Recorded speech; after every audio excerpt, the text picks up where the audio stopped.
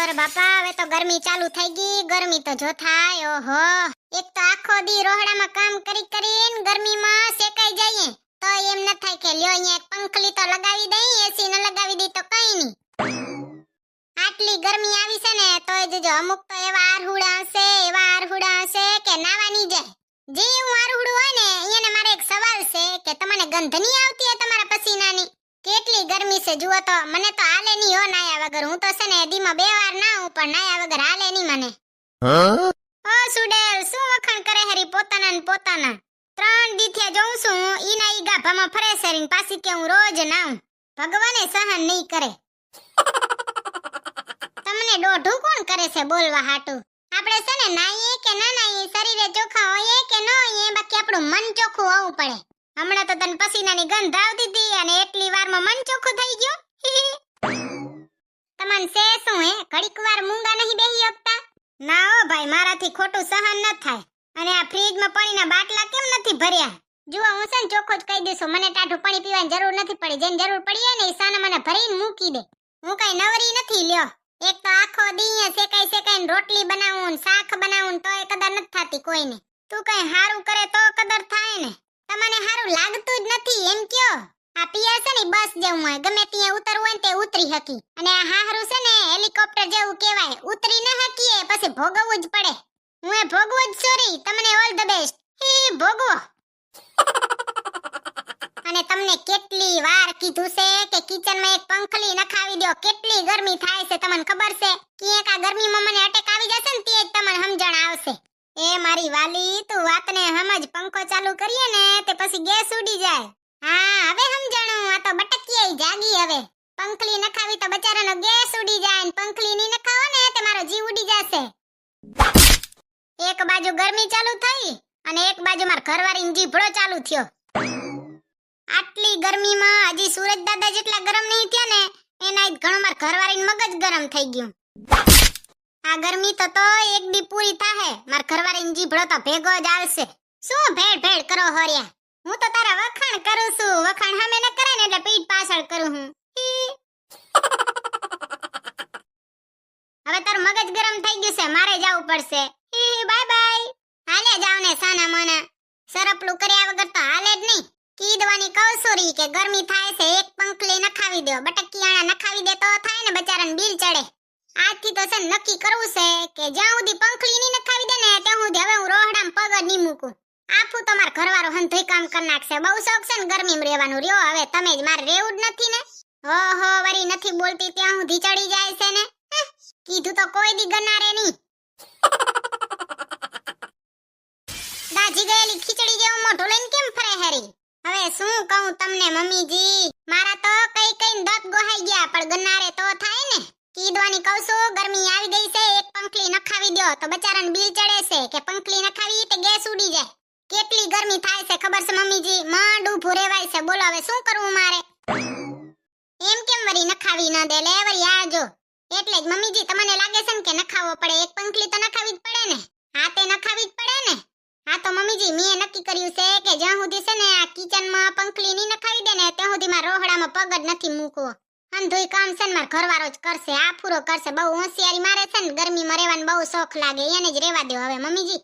એમ જ કરાય ને, એમ જ કરજે તો તારે. યા પૂરો કરી નાખશે અંધોઈ. ઓહો વરી જોયું તમે માર હાહુ ને? માર ઘરવાળાને સાથ ના દે કઈ, માર જ દે. કમેન્ટમાં કહી દેજો માર સાસુ કેવા છે. મસ્તી ના કા? અરે ભાઈ મમ્મીજી તમને કહેવાનું તો રહી જ ગયું લ્યો. કાલે તો આ મમ્મીજી એમ લગનમાં ગયા ને તે ભૂતળો તો ફેકે કે અંબાણીને પાછળ રાખી દીધો. બોલો એટલું કઈ ફેકાતું હશે? કાક તો માપ હોય ને. પછી માણા શું કહેશે જો તો આ ભૂતળી બેનના ઘરવાળો કેટલો ફેકે છે. એ તો ફેકામ ફેક કરે છે. અને મમ્મીજી આ હું તો કેવડા ડોરા ફાડું રહી ને તોય સમજે નહીં. હજી તો મને કહેશે કે કેવડા ડોરા ફાડે છે. નીચા રાખ તારા ડોરા. તો એમ નથી થતું કે ફેકવામાં કક માપ રાખીએ. મમ્મીજી મને તો એટલી શરમ આવતી હતી ને બોલો એટલું ફેકામ ફેક કરતા હતા.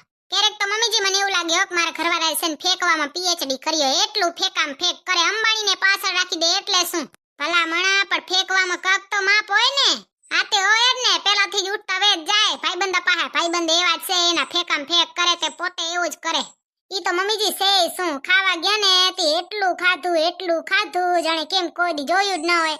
પછી રાતે ભરભરાટી બોલતી હતી ને ગેસ થઈ ગયો તો ગાળા થઈ ગયા ને ત્યાં એને તો ખબર પડત આ તો ગેસ થયો તો હવેથી મમ્મીજી જ્યાં લગન હશે ને ત્યાં હું ને તમે જાશું આપણે છે ને ભૂતળાને ચા લઈ જ નથી જાવો બોલો એને ફેંકવામાં એટલું હોય કઈ માપ નહીં અને ખાવામાં કઈ માપ નહીં પાછી તો ફાંદે એવડી વધી છે ને હમણાં તો પાછા કહેશે કે હું હેલ્ધી નથી હવે તમે ભૂદારા થયા છો ભૂદારા તે મુઈ કક તો માપ હોય જ ને જાણે કેમ કોઈ દી દેખ્યું ન હોય હા તે મમ્મીજી પછી હું કે માણા પછી માણા કહેશે કે જો તો ભૂતળી બેનના ઘરવાળા તો કેટલું ફેંકામ ફેંક કરે છે પછી મને માઠું ન લાગે મમ્મીજી પાછો તો આ મમ્મીજી ત્યાં સુધી તો ઠીક હતું આપણે જરીક ડોરા કાઢીને સમજાવવાની ટ્રાય કરીને તે તો એ રાડું પાડવા મંડે ને ડોરા શું કાઢે છે હંધાઈ વચ્ચે એવું કે લ્યો એવું કોઈ દી કહેવાતું હશે મમ્મીજી મને દુઃખ ન લાગે હા તે લાગે જ ને ભૂતળાને તો હું સમજાવી તો તારે હો થેન્ક યુ મમ્મીજી મમ્મીજી એક વાત કહું મને આજ હું વિચાર આવ્યો ખબર છે શું આવ્યો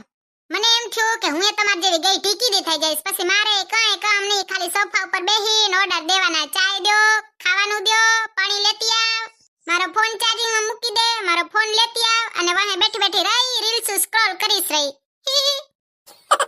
અત્યારે તો નકરા મારા ઘરવાળાના ઓર્ડર જ પૂરા નથી થતા બોલો એક તો આટલી ગરમીમાં પોતે ચીકણાઈ કરે કંજુસાઈ કરે ને મને મારી નાખશે આમ ને આમ પછી હું મમ્મીજી જેવી ડોહી થઈ જઈશ ને એટલે પછી મારે કાંઈ કામ નહીં નવરી બેઠી બેઠી રહી ફોન જોઈશ રહી મમ્મીજી ઘડી કો બારે ટાઢી હવા લેતી આવું ને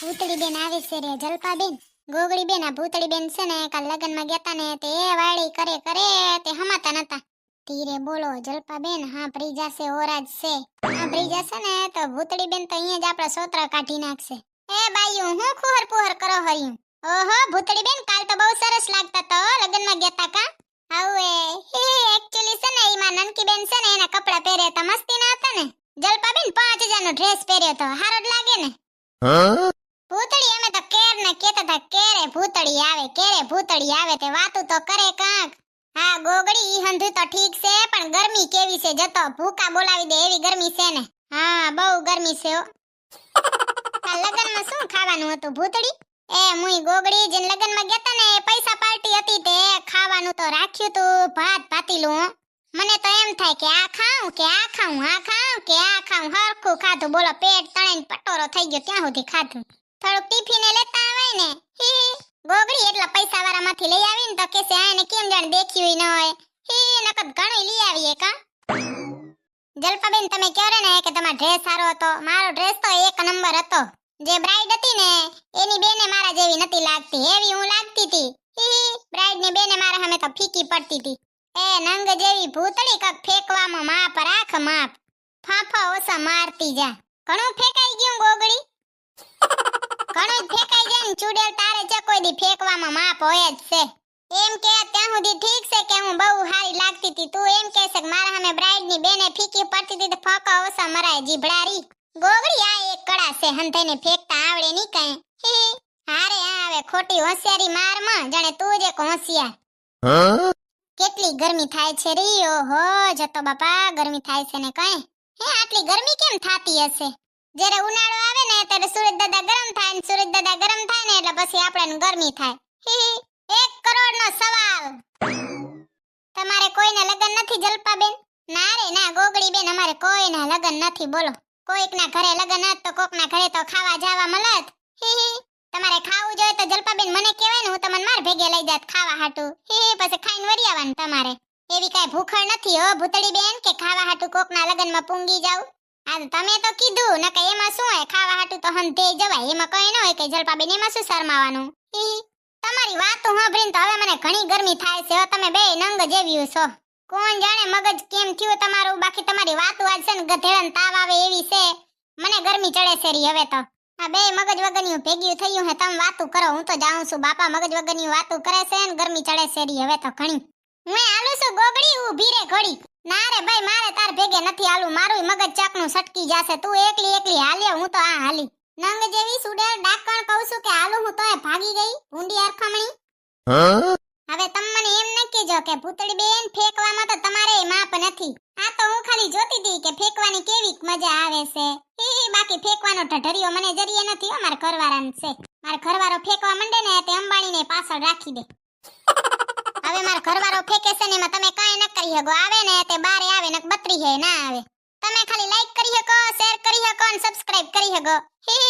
ખાતા રહ્યો, પીતા રહ્યો અને મોજમાં રહ્યો. બાય બાય, જય શ્રી કૃષ્ણ. તમારા હાહુન મારે જય શ્રી કૃષ્ણ કહેવાનું ભૂલજો નહીં હો. જય શ્રી કૃષ્ણ.